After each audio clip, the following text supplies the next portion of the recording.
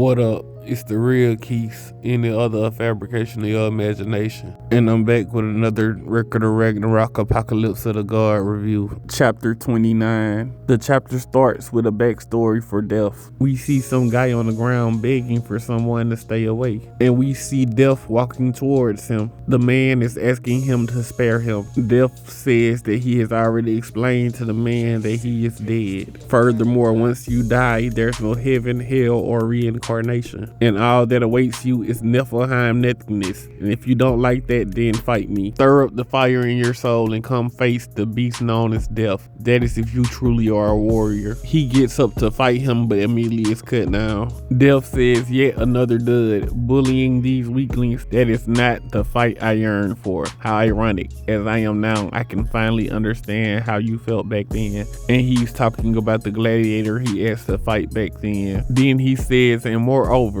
humans are so frail. Even if I manage to find a good one before I'm even able to enjoy our fight, they reach their limit. As I am now, the one I need to challenge is. And then we see some guy look like he going berserk. The man said to Death, who the fuck are you? Death said he's just standing there, and yet his body is unconsciously feels it. Death says he may be a nameless god, but he's undoubtedly strong. Death asks him to fight him, and without warning, the nameless god punched Death right in the face. This sent him flying. The god said this is a waste of his time, but Death says this is what he yearned for. But he was laid out cold. The god tries to walk off and Death grabs his leg and says a true fight on a true stage. They started back fighting and Death doesn't even realize how long they were fighting. He don't know if it was days, months, years, etc. But over the course of that time, they both evolved countless amount of times during the fight. He wished their fight could go on forever. And then the other god said he finally hit his limit, but that really was a fun fight. His body is cracking to pieces, like when most of the people die in the tournament. Death says, that reminds me, I never asked you your name, friend. But the man disappears. And then it pans back over to the actual fight and it says, Enma, surely someone like you has finally figured it out. For an ordinary god like me to fight against a god as strong as you, the conclusion I came to,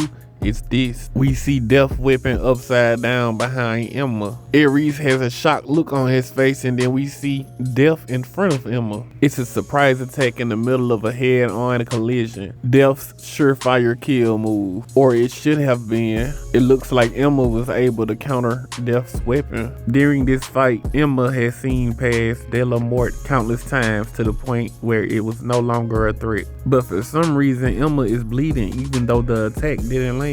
Hermes said, could it be that man's true aim is? Then Death says, you survived it as expected of you. The past de la mort of my pal there, its speed and power are magnitudes above my own. And Ares, being Ares, shocked by everything someone says, what did he just say? He can't be. Death says, it and I have fought alongside each other countless times. We enabled each other to continue evolving beyond all limits as mentors, rivals, and friends. And therefore, any technique that I can use, my pal can just the same. And with more speed and power. I suppose it's a bit embarrassing to admit, but my pal is stronger than me. Zeus says, not looking so good there. Hermes replied, yes. In terms of just physical damage, Death is clearly worse off as it currently stands. However, for Enma, using his Enra Judge armor takes an incredible amount of mental fortitude, has been continuously adapting and reacting to Death's onslaught of attack. Enma is on the verge of collapsing. The load he's carrying has already surpassed his limit, and that's where the chapter ends. They seem to be putting a lot into this fight because this is the longest fight of the manga so far. It seemed like Death went through a lot too to get to where he is. I'm kind of confused on how he was fighting a god though, when the rule to not fight gods were already in place. I wish we got to know the other god's name, or at least what pantheon he's from. I want to know his title, what his ability actually was. But this did give Death weapon an upscale. It's up there with Gaebog and Mjolnir now, since it isn't just a weapon but an actual god. This fight was almost one-sided at first, but now Enma's on his back foot. But that's all I got for you today. For more Record of Ragnarok Apocalypse of the God chapter reviews, and if you like versus battles, like, share, subscribe, and comment. Doesn't cost you a dime while it costs me time. Follow Universal Debates on Facebook and follow my other pages. pages. You might find content there that you might not find here. I also created a subreddit for all the tournament style media like TCKO, Tenkaichi, Record of Ragnarok, and Majo Tyson, etc. All links are in the description.